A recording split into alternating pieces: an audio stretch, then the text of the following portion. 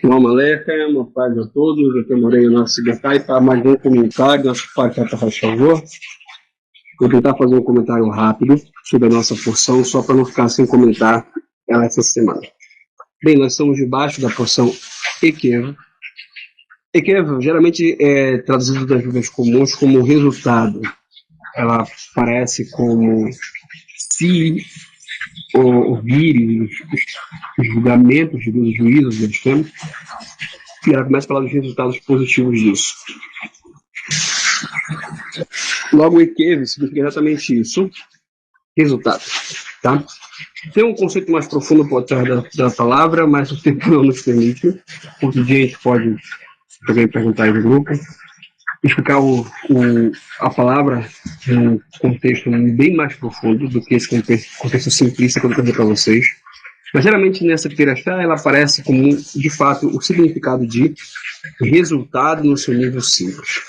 A Perashá fala de promessas de Hakadosh Baruch Hu, do Eterno, de bênçãos, de conquistas e de coisas positivas que viria sobre o povo de Sião se, ao entrarmos na Terra Prometida, lá cumpríssemos os mandamentos do Eterno. Então, a Perashá fala de várias berachot, de várias bênçãos, que o próprio Criador já promete para Israel, se Israel, ao entrar na Terra Prometida, se comportasse de forma agradável a Hashem.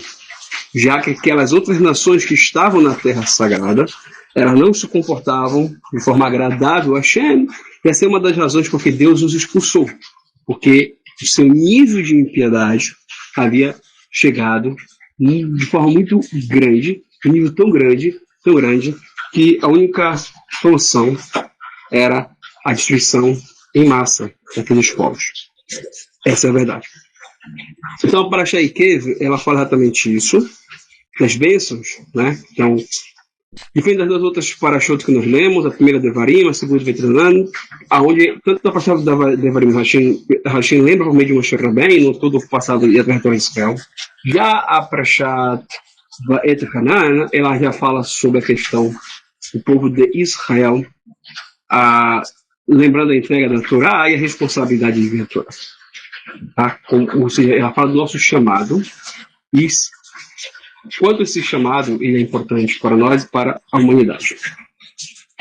Nessa Perashá que nós estamos sobre a regência dela essa semana, ela já vai falar sobre o resultado da obediência, o resultado do conhecimento da vontade do Eterno.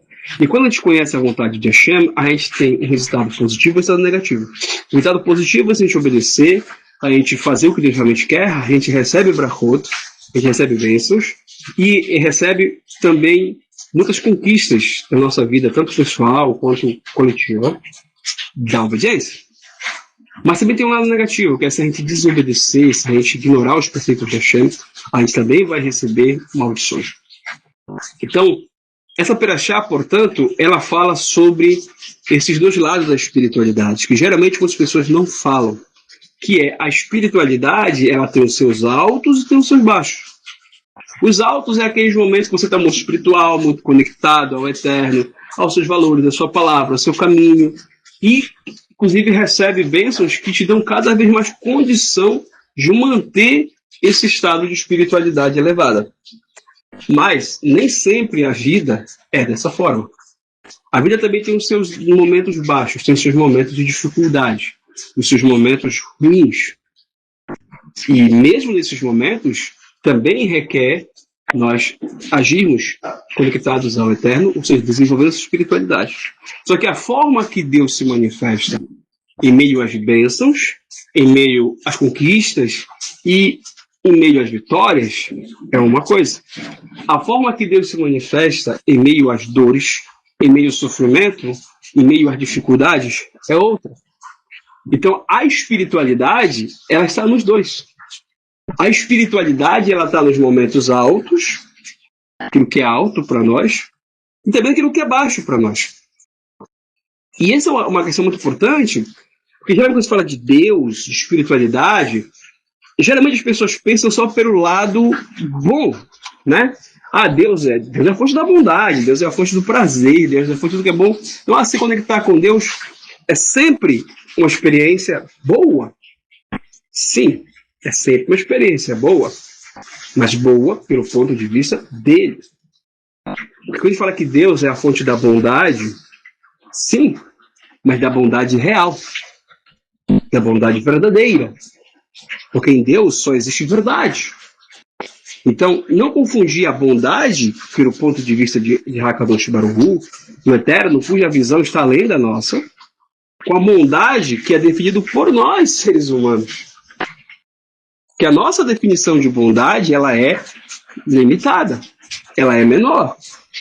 Enquanto que a definição de bondade do Criador, ela é muito mais profunda.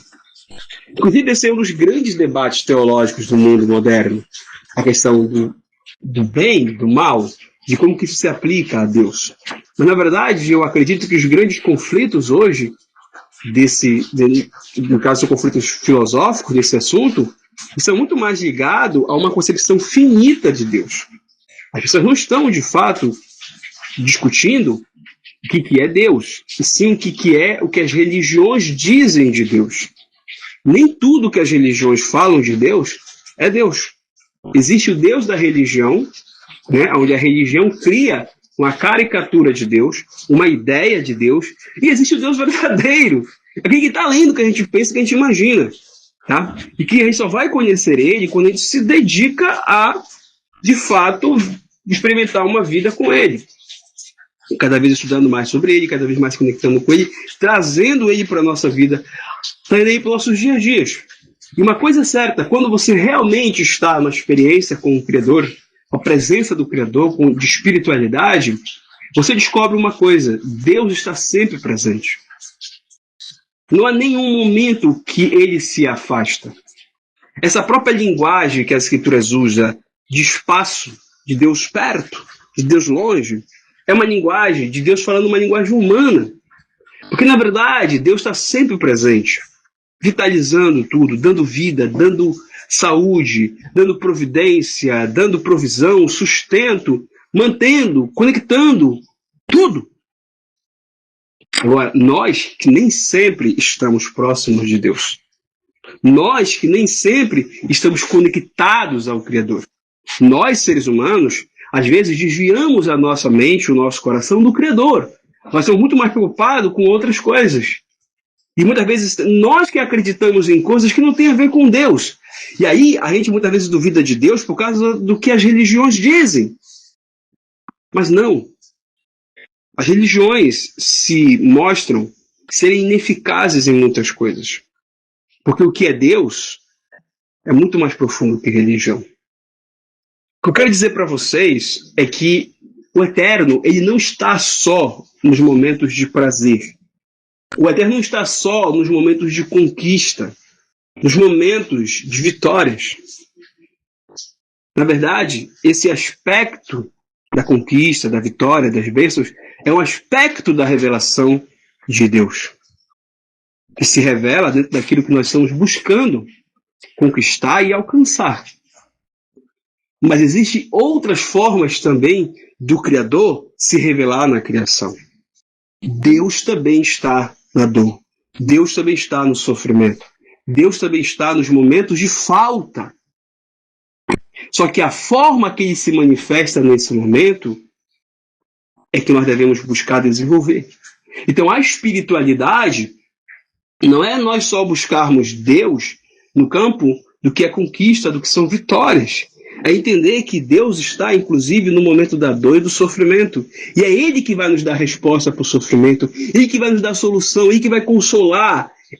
Só que a forma que Ele se manifesta na dor é diferente. Então são formas diferentes de se conectar com Deus. Então a espiritualidade tem seus altos e tem seus baixos. Né? E é por isso que nessa Perashá, Moshe disse: eu vos fiz passar fome. Falando pelo Hakodesh, pela inspiração divina, Moshe Rabbeinu diz: eu vos levei ao deserto e lá eu vos fiz passar fome, para que vocês entendessem que não é só de pão que vive o homem, mas de toda a palavra que sai da boca de Hashem. Ou seja, mesmo a ausência do pão estava ensinando algo no campo da espiritualidade. Se nós realmente entendemos o que esse texto está falando, nós vamos aprender que até os momentos ruins, até os momentos difíceis, até os momentos de dores e sofrimento, é possível nós aprendermos com eles. É possível nós tirarmos deles coisas boas, porque Deus também está ali. Nisso que é bom. Isso que aquele momento de dor e sofrimento te ensina. É uma manifestação do Criador de forma diferente do que nós estamos acostumados. De forma diferente do que geralmente o ser humano busca.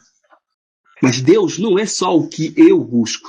Deus não é só o que eu acredito. Deus não é só o que eu acho. O Criador também é expansão de consciência. É você compreender coisas novas. É você entender que o conhecimento de Deus ele ainda está acontecendo. E que para que você possa realmente adquirir esse conhecimento, você precisa desenvolver uma vida com ele, obedecendo suas leis, obedecendo seus preceitos, entendendo a importância da palavra dele na sua vida. Então, sim, Deus leva o povo ao deserto e lá falta pão. Por quê? Para que eles entendessem que não é de pão que vive o homem, mas do que sai da boca de Deus. O que alimentou o povo no deserto foi o maná que veio do céu.